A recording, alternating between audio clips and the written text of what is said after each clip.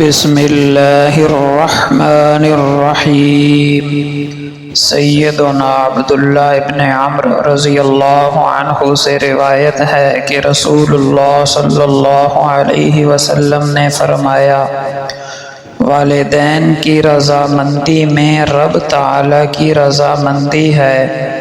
اور والدین کی ناراضی میں رب تعالیٰ کی ناراضی ہے۔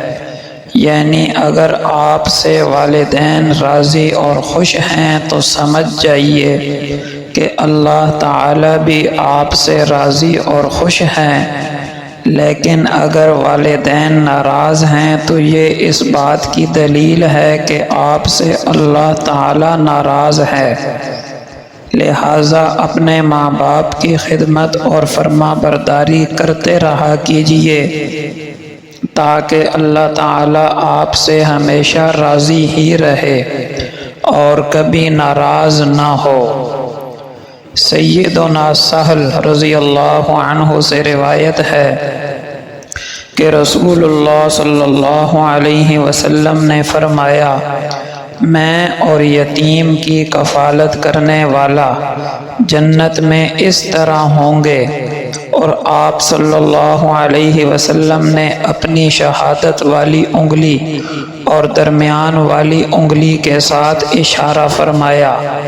کہ جس طرح یہ دونوں انگلیاں ایک ساتھ اکٹھی ہیں،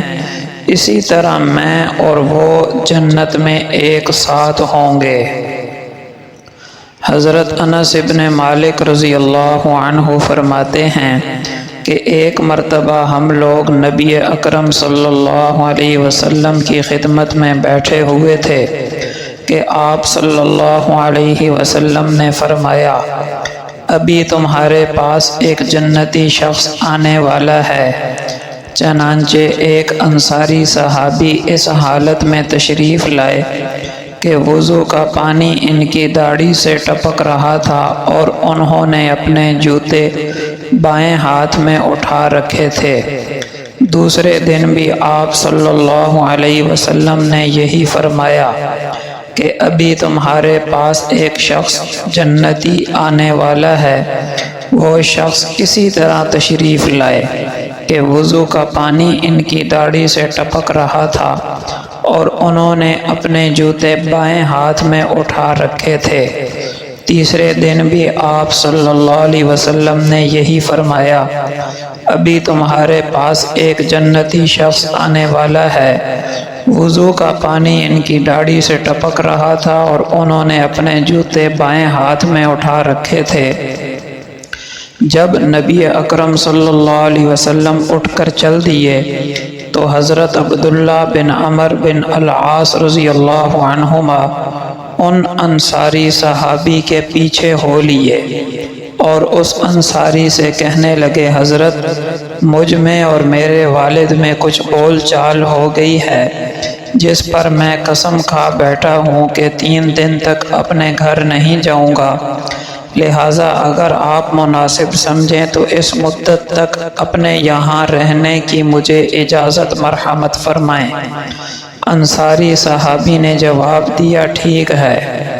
حضرت انس فرماتے ہیں کہ عبداللہ بن عمر کا بیان ہے کہ میں نے 1 رات یا 3 رات ان کے یہاں گزاری، لیکن دیکھا کہ وہ رات میں کوئی خاص عبادت نہیں کرتے،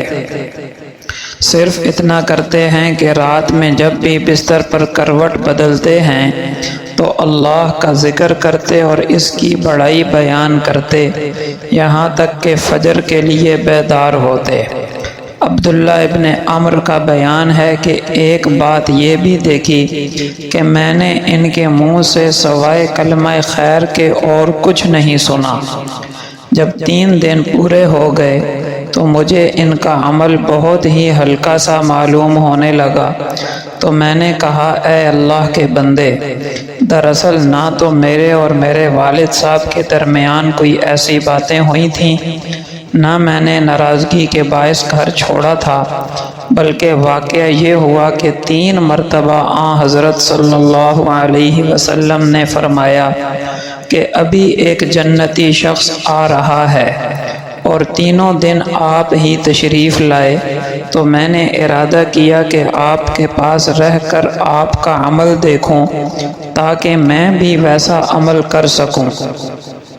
لیکن میں دیکھ رہا ہوں کہ آپ کوئی زیادہ عمل نہیں کرتے، پھر کیا وجہ ہے کہ آپ اس مقام کو پہنچے جس کی بنیاد پر اللہ کے رسول صلی اللہ علیہ وسلم نے یہ بات کی ہے؟ انہوں نے کہا، بس تم میرے اعمال تو دیکھ چکے، ان کے سوا اور کوئی خاص پوشیدہ عمل تو نہیں ہے۔ پھر جب میں وہاں سے واپسی کے لیے مڑا تو انہوں نے مجھے آواز دے کر بلایا اور فرمایا، عمل تو وہی ہے جو تم نے دیکھا،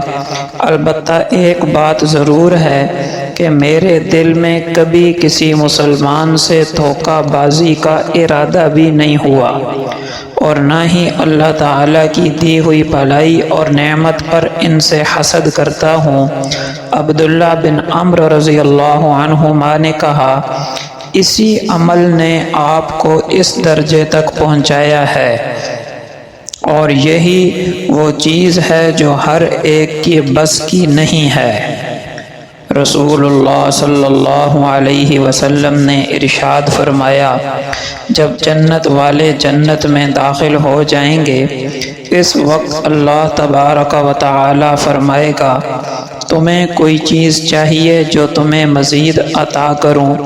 وہ جواب دیں گے، کیا تو نے ہمارے چہرے روشن نہیں کر دیے؟ کیا تو نے ہمیں جنت میں داخل نہیں کیا اور دوزخ سے نجات نہیں دی؟ آپ صلی اللہ علیہ وسلم نے فرمایا، چنانچہ اس پر اللہ تعالیٰ پردہ اٹھا دے گا تو انہیں کوئی چیز ایسی عطا نہیں ہوگی جو انہیں اپنے رب عز و جل کے دیدار سے زیادہ محبوب ہو۔